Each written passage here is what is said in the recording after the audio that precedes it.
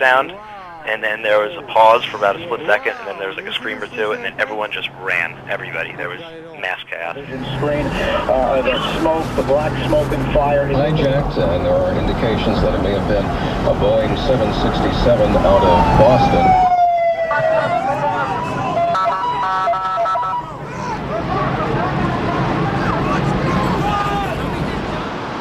Just like a train rumbling for maybe like 35 seconds, and then there was like this pause, and then boom, hit with all the dust, and it was black. I mean, pitch black. I don't know anybody could have survived being on the street at that time.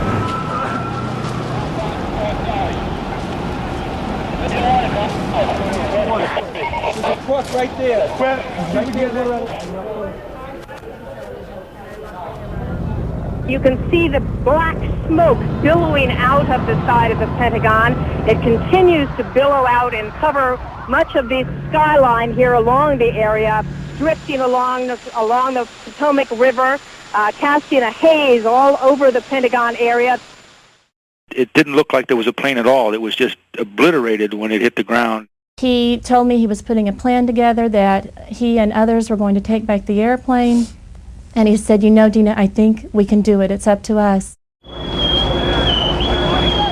And we will strive now very hard to save as many people as possible and to send a message that the city of New York and the United States of America is much stronger than any group of barbaric terrorists. All of the suspects right now that I know that the U.S. is looking at are in the Middle East. And frankly, we have to put Osama bin Laden at the top of the list.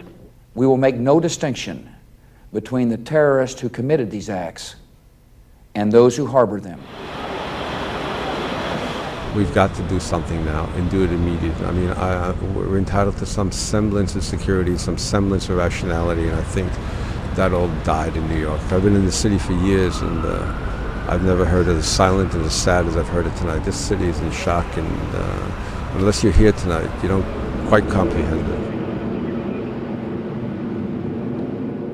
Saudi Arabia has intensified its airstrikes on civilian areas in Yemen. It's now using tactics similar to those used by terrorist organizations. In one of such attacks, Saudi warplanes conducted 2 airstrikes on a water rig in the Arhab region, 40 kilometers to the north of the capital Sana'a. The attacks claimed the lives of over 50 civilians and injured dozens of others. In this area of Beit Sa'dan, Saudi fighter jets carried out 2 airstrikes that claimed the lives of over 50 civilians and dozens of others were injured. People here wonder why such airstrikes have targeted indiscriminately this area, which is far away from any military targets. This heinous attack has targeted farmers near a water rig which was digging for water. After Saudi Arabia forced a tightening blockade on imports of essential commodities, now it is trying to deprive us of our agricultural products as well. Eyewitnesses say the second airstrike targeted the rescuers who hurried to the scene of the first attack. This is what happens when the attackers aim to cause as many civilian casualties as possible. The survivors of the attack say Riyadh is trying to make life as difficult as possible for ordinary people by targeting the sources of their livelihood. The attacks have provoked angry reactions across Yemen, with people calling on the UN to step in and help save innocent civilians. Observers believe Saudi Arabia is targeting civilians to force Ansar Allah fighters into surrendering to its terms. After military failures in its fight against Yemeni forces, now Saudi Arabia is trying to force its will by targeting civilians in order to pressure the Ansar Allah group and allied army units to surrender to its terms. Some 10,000 people have been killed since Saudi Arabia launched its military assault against Yemen in March 2015. The UN has lately denounced the attacks and called for the formation of an international investigating team. Yet no tangible move has been made as the Saudi killing machine continues to claim more civilian lives across the war-torn country.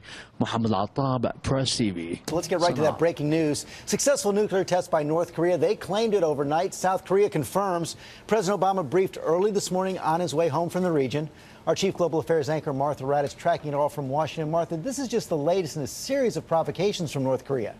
It certainly is, George. This overnight test is believed to be the biggest yet, resulting in the most powerful explosive yield ever produced in North Korea and causing a magnitude 5 tremor. The announcement came on state TV, the anchor in traditional dress gleefully announcing the test as North Korea celebrates the 68th year of its government. What is alarming about the test is that it shows steady progress. The first test in 2006 yielded the equivalent of only about 1 kiloton of TNT.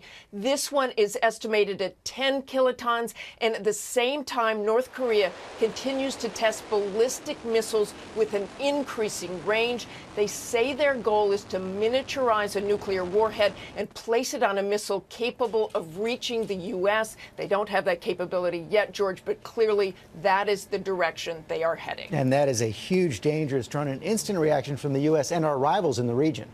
Certainly, the president, as you said, was briefed on Air Force One. He had just concluded that Asia tour. This morning, Secretary of State John Kerry and his Russian counterpart expressing deep concern. But, George, there have been increasing sanctions and condemnation, and it has not stopped North Korea. So little we can do about them, Martha. Our justice reporter Paula Reed sat down with U.S. Attorney General Loretta Lynch.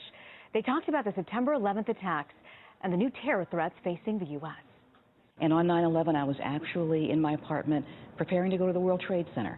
I have lunch with 2 friends, former federal law enforcement agents who worked there. 15 years later, Attorney General Loretta Lynch is responsible for preventing the next 9/11. The mandate now is to prevent terror attacks. Obviously, we still have significant issues. Certainly globally, we've seen the rise of ISIL and affiliated groups. Today, Lynch says the greater threat to the U.S. is not well-organized teams of foreigners, but young loners with U.S. passports. The threat is primarily from those individuals who are already here, the homegrown violent extremists. In the cases that we've charged, we have seen them younger and younger. Not only are about half of our cases under 26, I think actually maybe a third of them are under 21. Skillful use of social media helped ISIS inspire the deadliest terror attacks on U.S. soil since 9/11, first in San Bernardino and then Orlando. This is a generation that's able to meet and develop relationships entirely online. Very How virtually. do you combat that? Virtually. I think you put your finger on one of the biggest changes that we have seen in the development of this threat. And we do see younger people, millennials, as you indicated. They live online anyway, and certainly ISIL has taken advantage of that, using the internet and the online virtual world, not only to recruit, but to pass instructions through. I think that Lynch says her successor must prioritize law enforcement cooperation at home and abroad. And that's something that I think lives on regardless of what administration is here or not, because that's an issue that transcends either politics or position. It really goes to the heart of protecting who and what we are as a country. Paula Reed, CBS News, Washington. The year is filled with grief and anger in Indian-controlled Kashmir as bloodshed continues unabated. More than 2 months of violence has shattered the fragile calm in the valley. New Delhi has been struggling to contain unprecedented anti-India and pro-independence protests that has wreaked havoc in the region. In a bid to contain violence and cross-border infiltration, India has deployed thousands of army personnel in southern Kashmir. The move has sparked widespread criticism. It signifies the utter failure of the Indian state to convince the people and to actually crush the popular movement, because this is the last resort to which they have resorted to today. In spite of the fact they will use this military solution, it is not going to long last. Today they may control it, but after some time it will come again with greater intensity. New Delhi says it would not allow violence to destabilize the democratically elected alliance government, which is facing stiff criticism over the handling of ongoing crisis. Reports suggest that around 4,000 additional army personnel are being deployed in crisis-hit areas of Tral, Shopian and Anantnag in southern Kashmir. Many consider it a move to crush the resistance movement. This is nothing new in Kashmir. The fears of army and forces have gone. Let them bring all the armies, but they will have to leave this land one day. People in Kashmir have been protesting against Indian rule almost every day since a popular independence leader was killed by Indian forces in early July. Many protesters have lost their lives in clashes with police since then. With Saturday's killing of 2 more protesters in southern Kashmir, the death toll has climbed to 78, with more than 10,000 injured. As the whole Muslim world is celebrating Eid al-Adha, Muslims in Kashmir have nothing to celebrate rather than mourning their loved ones who lost their lives in the ongoing unrest. The entire valley continues to be locked down and streets under huge military siege. Rights activists say India is trying every tactic to crush the resistance movement. They also warn deploying more troops in the valley would result in more hostile situation in the region. Shahanabat, Press TV, Indian-controlled Kashmir. In Syria, ceasefire is expected to begin Monday. It's part of an agreement between the U.S. and Russia, who have been fighting on opposite sides of that long and brutal war. Here's Jonathan Vigliotti. Today, new rounds of airstrikes pounded Aleppo, already ravaged by the 5-year civil war. More than 100 people were killed across Syria in a series of weekend attacks. Tomorrow's ceasefire can't come soon enough. Under the agreement, the U.S., Russia, and the Russia-backed Assad regime will stop their airstrikes so humanitarian aid can be delivered to civilians. U.S.-backed rebel forces have also agreed to pull back from a key supply route to Aleppo and create a demilitarized zone. If the partial ceasefire holds for 1 week, the U.S. and Russia will then carry out joint airstrikes against their common enemy, the Islamic State, and other militant groups.